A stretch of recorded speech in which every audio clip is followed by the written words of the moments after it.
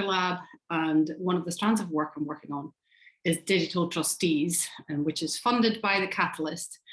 And it's a branch of work that focuses on trying to get a digital trustee, someone with digital know-how, on every single charity board in the UK. Just a small task, but we figured we had to start somewhere. Thank you, Zoe, so much for that excellent overview of the report. It gives an amazing base for what I'm about to throw at you as well. There is, as Zoe said, a massive demand for this.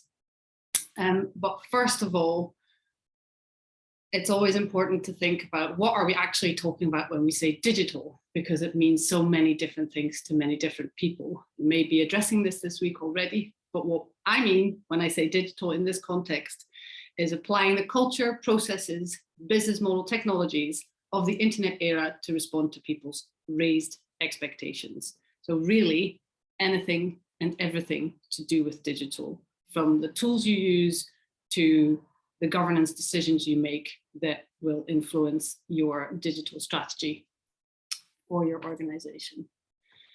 And then the second part of that definition is trustees, digital trustees. Now, I'm aware that for small charities, there is often a bit of a blurred line between the executive and governance branches, in that board members will often actually do some of the work that is required. And for some charities, there's only really the volunteers on the board. But generally what we mean is a trustee is there to ensure that the charity has a clear strategy and that its work and goals are in line with the vision of the charity. So always bringing it back to why do we do what we do. The trustee's role in a charity is to be the guardian of purpose and making sure that all decisions put the needs of the beneficiaries first. So again, touching on the strong point that Zoe made about do your user research, talk to the people that you are there for. There are lots of excellent resources out there about good governance and about how to go about this. SCVO has here some on this link, which Sally will share with you in these slides. Excuse my voice. And Reach Volunteering also has a guide to becoming a trustee. There's loads of information there. There's many different elements. And I highly recommend that you use them if you can. I won't spend too long on this because Zoe went over it in much more detail with much more knowledge than I have here. But again, COVID really accelerated the move to digital, but it wasn't the smoothest of transitions. And lots of people are still really concerned about reaching their audiences online. Remote working is still tricky, it's going into hybrid, and lots of charities still have issues with staff burnout from the intense demands of remote working. Over half of charities still believe that their board has low digital skills and room for improvement. And there is still lots of gaps in how to address plans for growth and the buy-in from boards for digital. To illustrate what a digital trustee can bring to a charity board, Ellie Hale, who works at Catalyst, was kind enough to do a wee video about her experience as a digital trustee. So I'll just play this for you. It doesn't really need too much comment. Everyone see and hear, okay.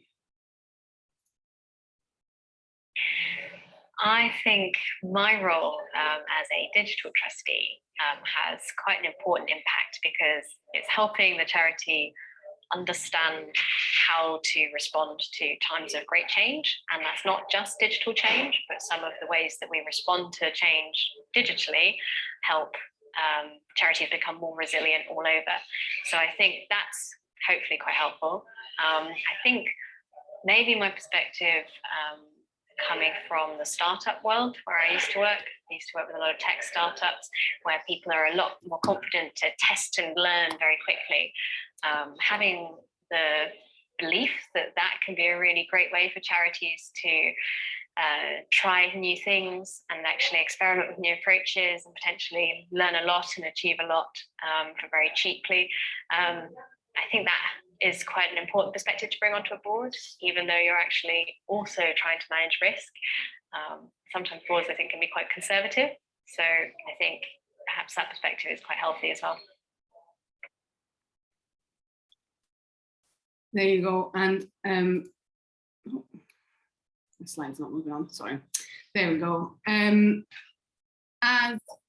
it's always important to remember as well, when we are talking about trying to get a digital trustee on your board, not only are they there to guide things from a governance perspective, it's also important to remember that even though digital usually moves very quickly in your charity, it will still be about small iteration. Change will happen slowly if it is applied consistently. So it's an evolution, not a revolution. Marathon, not a sprint, whatever other metaphor you would like to throw at this. Just take it easy, but take it consistently. A very important thing to understand before you start recruiting a digital trustee is understanding where your organization is at on the digital journey. So we said there's quite a few people who are now moving into a slightly more advancing stage of it. There are lovely tools out there. NCVO has got a digital maturity test. SCVO has got a digital maturity test. You can Google it, or I can share links afterwards as well. If you are already aware of where you're at, it will be much easier to understand what digital skills you actually need on your board.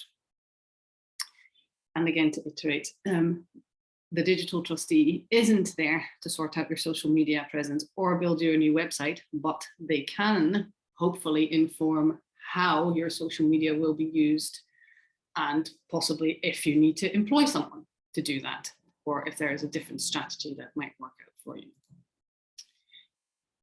A very important point that we like to make right at the start of this is, because the worlds of digital and tech are usually quite siloized, they don't talk to each other a lot anyway, you're already recruiting out of your comfort zone.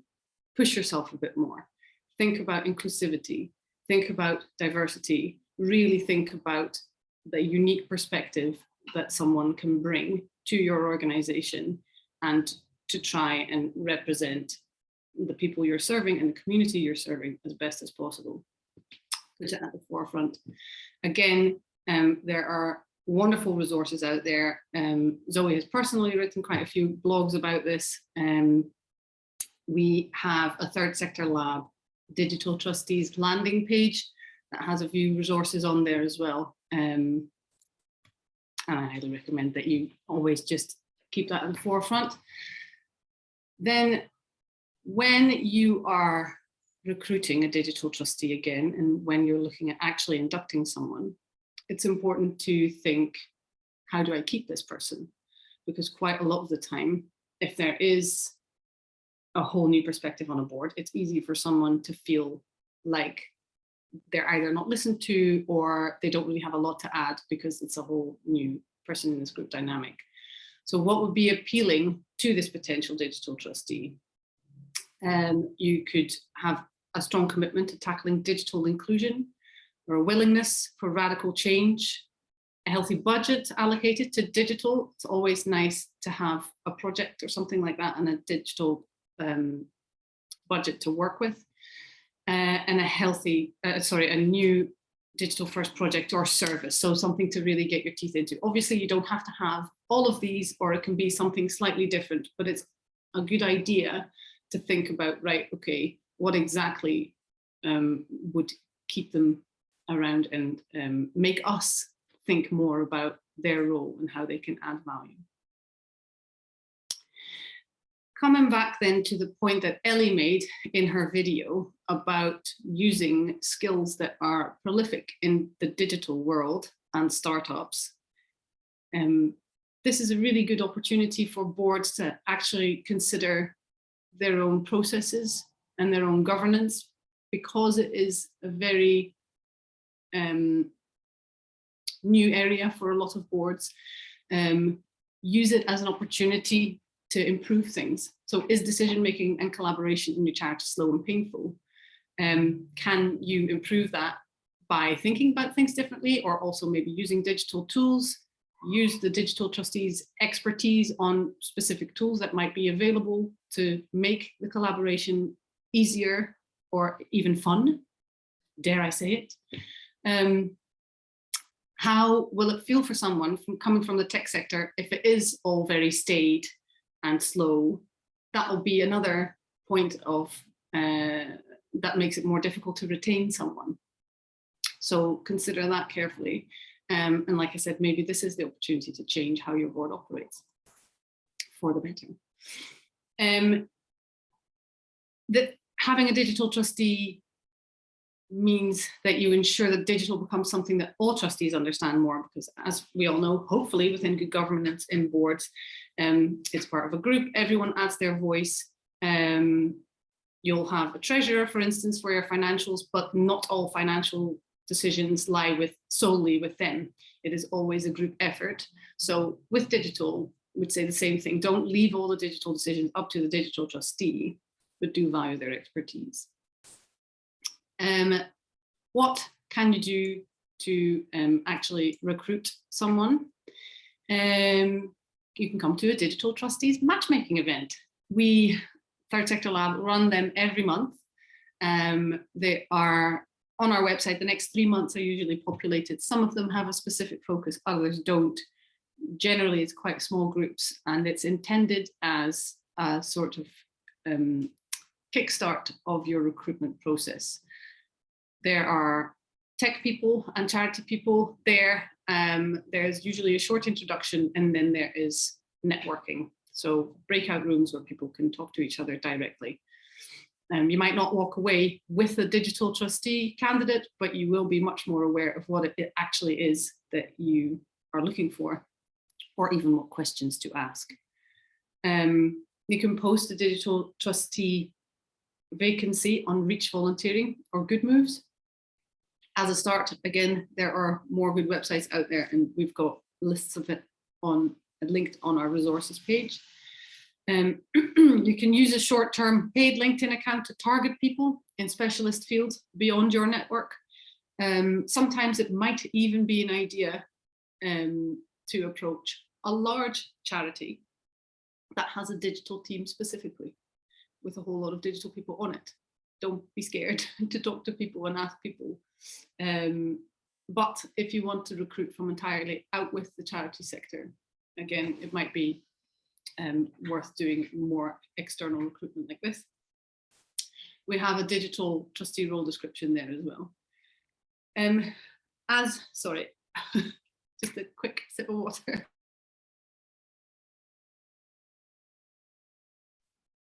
Nearly there. Just a short illustration here. It seems that a lot of people, in principle, when you talk to them on an individual basis, are very enthusiastic about risk-taking, maybe, but about digital, about talking about change, about innovation. But when you put them on a board, suddenly they become a lot more conservative and risk-averse, which is natural because people feel a sense of responsibility. But it's also important to question that and see if you can collectively push people further. And as ever, don't transform to preserve the how, transform it to match the why. So always go back to why your charity exists, what it is that you want to do. I think that will benefit the organization more than anything. I jotted down a couple of notes while Zoe was speaking as well that weren't in here really, but the points about doing your data analysis and user research, the fact that there are skills gaps within charities there, it's such an important thing to address. And your digital trustee, even if they personally don't have the expertise to do that, they will know where to look. They will have the network, they will speak the language, they'll understand what it means, and they'll be able to translate it for you. There are also wonderful other digital services out there, like Digital Candle, which is a service where tech professionals share an hour of their time for free. And you can submit a question and it goes out to the whole database of people that is signed up to it, and they will see the question, and the person most suited to it, or the person with the time to answer it, will contact you. There is also Dovetail, which is a resource bank of digital agencies that asks the digital agencies to basically make a listing in a language that charity organizations will much more readily understand, and doing work in the tech for good sector. So you can sort of try and match with the digital agency there if that's something that you need. Thank you very much for listening. I welcome your questions, and I will stop sharing my screen. Yeah, thank you so much. Lots to think about there, and lots of really helpful kind of resources and organisations to go to for support as well. So thank you. I'll make sure I include all the links to those in the follow-up email too. But this seems a really nice time to open up to questions or kind of reflections on challenges that you might have faced yourselves within your own organisations. So does anyone have anything they'd like to ask or kind of highlight? You can pop your hand up if that's an easy way.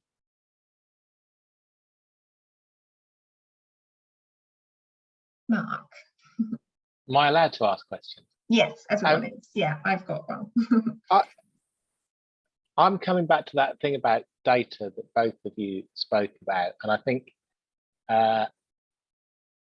for me there's a real issue that people keep saying the data is important, but I'm not entirely sure what it is that I don't even know around data, because we reflect it to data as a small charity, but we don't do much with it. So that's kind of one area that I think lots of organisations are starting from a really low sort of benchmark. You know, we might have got our heads around some of the tech stuff or whatever over the last couple of years, but the data stuff. So what's the pointer for that sort of starter to even find out what it is that I don't know? I'm happy to kick off with that, and I'm sure that Marlous will have some thoughts on that as well. I'd say that if you're struggling to know where to begin, I mean, I think often the big question is, well, what do I need to find out? I think it's the questions you ask with the data, and you could begin with some really simple stuff about what can I find out from digital channels that's going to tell me about the impact that we're having. So a really simple example could be, I could hypothesize that if we have got more people coming to the information and advice section of our website, which I can see on Google Analytics, that would mean they're using more of our resources. But you'd need to dig into that data and perhaps talk to some of the people who are coming to your website for that, and maybe do some simple interviews with them to find out, are they spending more time on there because it's really useful, or perhaps they can't find stuff. You know, it could be that things are not configured, or they can't find the information they need, or user experience is not as great as it could do. So I think that shows the value of the qual and the quant. But I would start with some really, really simple things. So it could be that question about how many people we're helping, why we're helping, what questions do funders ask you for in funding bids? And then just brainstorm some very, very simple ways you could use digital in order to get the data to answer those questions. So it's just finding somewhere to begin, but most importantly, beginning with what are the questions that we want answered, where digital could help, and that could best demonstrate our impact. I think that's fairly comprehensive. I don't have too much additional to add. Like Zoe says, know why you're asking the question. That's always the starting point. And then also I think a lot of people are kind of put off by the word data quite a lot, because it sounds like SEO, search engine optimization. Data becomes a foreign language quite quickly, but all it means is just information from your users. And however you get that, it's still user data. Yeah, then again, it's important to see, okay, why are we asking this question? And important to understand sometimes as well what a valuable sample is. So you don't need 500 respondents if you are a small charity. Usually, if you're user testing a website or something like that, generally things will come out with 5 or 6 respondents. They'll generally have the same feedback roughly. So you don't need to spend too much time and resource trying to chase the big numbers. So, but if you don't know what a valuable sample size is, see if you can ask someone who does know, so that you're not counting yourself out before you've even got there. Great, thank you. Is that helpful, Mark? Yeah, I think so. I think that asking why I'm collecting it is, yeah, I'm not sure I've even asked that question properly yet. I'll give it a go. Yeah, I find the kind of user testing numbers, that's quite helpful, because I think when I hear the word user testing, I think it has to be, you know, hundreds of people, or, you know, really big pool, but that kind of number gives you a bit of a steer and a bit more confidence, I think, for me, if I was doing that kind of work. Thank you. Does anyone else have a question or point they wanted to make?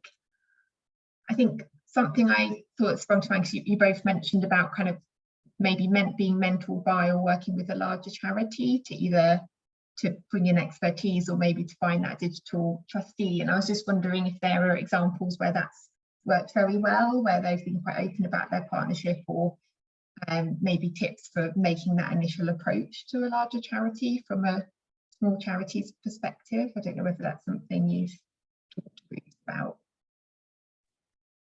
I'll go. I don't have any specific instances. It's very difficult. The matchmaking that we do is the start of the journey, and it's a facilitation. So we don't actually do recruitment.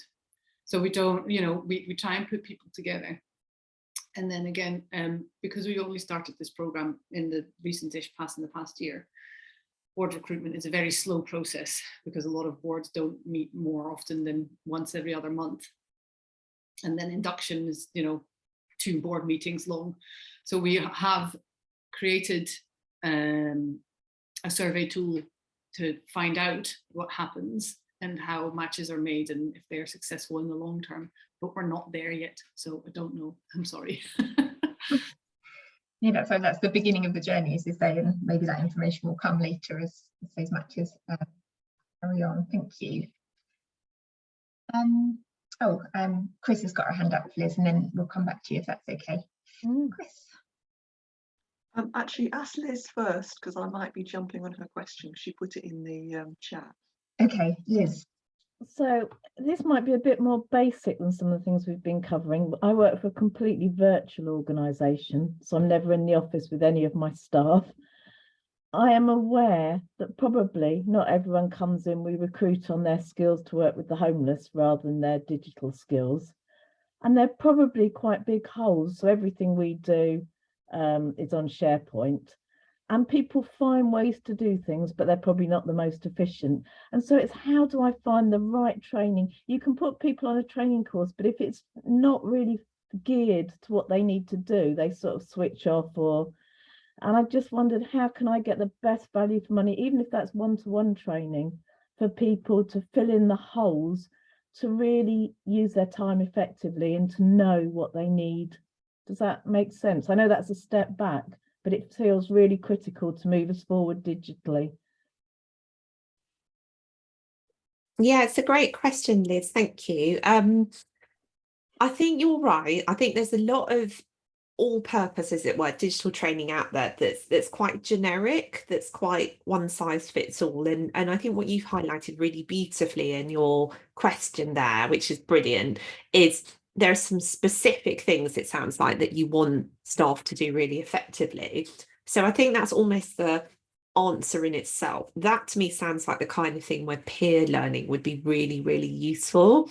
So it might be that you need to find someone either in your organisation or outside of your organisation who can do maybe some mentoring, or maybe even they can do a 1 hour training session on Zoom.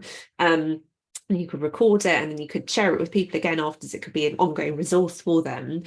where they cover, it's like the how-to thing of, we need to do this with our SharePoint. What are the 3 most important things that we have to do? And this is how you do it. And maybe getting them to, create some slides or a sort of written resource to go with that alongside the recording. But it feels like there's something there where peer learning would be really important rather than investing in an external training program. I only have 5 employees, so I might struggle to find that peer person. If I needed to go externally, how would I start that? I mean, I guess that's my question. I've probably got the funding. It's just, how do I quality assure or find the right person? That, because I think you only know what you know, sort of thing.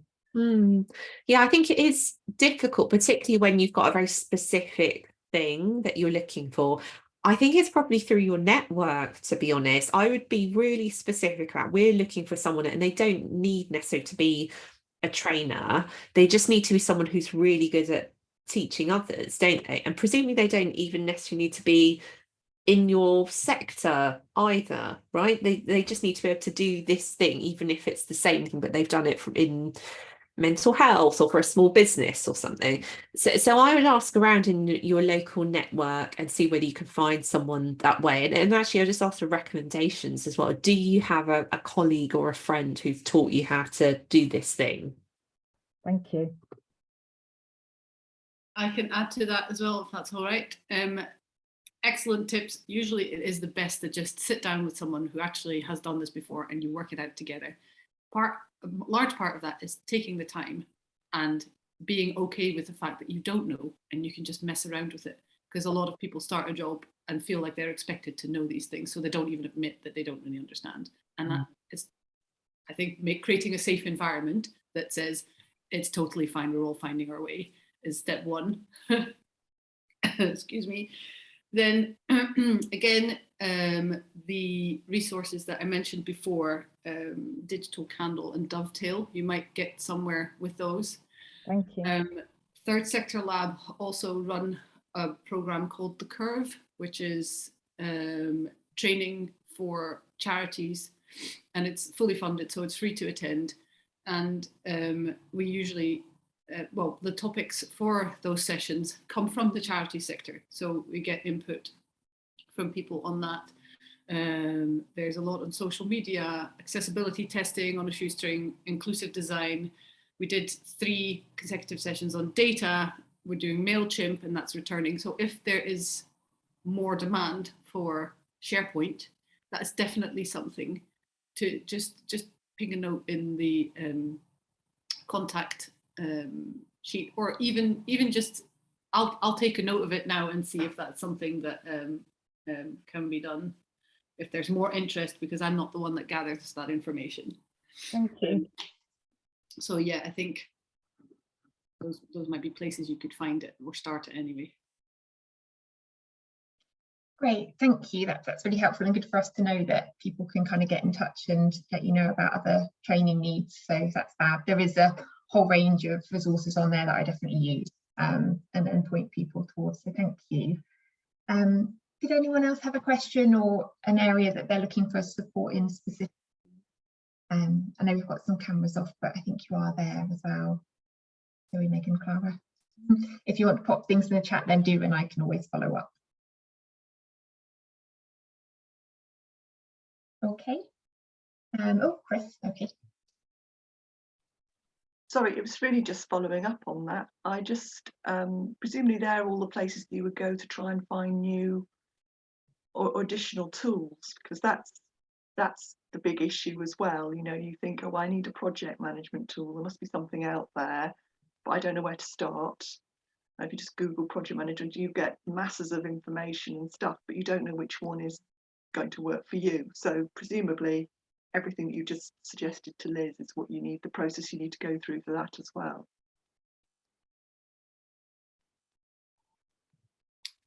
Well, maybe, but that's a start. But Charity Digital also have an excellent list, a catalogue of things, and bonus, usually they can help you get it for less money if you are in a third sector organisation. So have a look there rather than just an open Google, because that is totally overwhelming.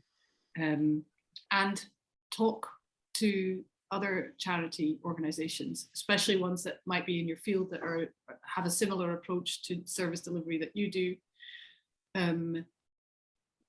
If you have the capacity to work in the open, so have a weekly little write about your blog. With another hat on, I'm running for Third Sector Lab, the Open Working and Reuse course together with Ross. And that focuses on charities becoming much more open in what they share about their work and how they talk about the work, but also making the resources that they build, if it's custom, open source so that others can use it, or be very open about the off-the-shelf tools that they've used and how they have adjusted them to fit their needs. Some of them have even written service recipes, which is again a new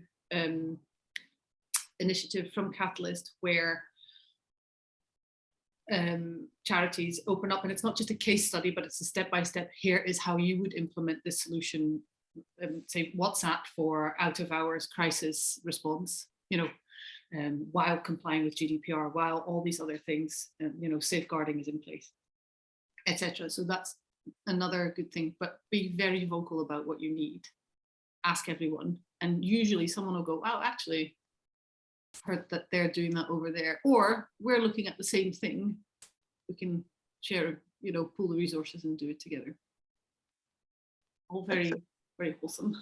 All right, so the blog is on the website, so link to that. Mm-hmm. Great, that's interesting. Thank you. Great, and we can find that to send round. And Mark's put the point in the chat about always looking for kind of charity discounts. Often tools don't kind of advertise it, but they are there. And I know the Digital Skills, the charity Digital Skills website, has lots of sections on kind of discounted software and things as well to look into. So that's really helpful.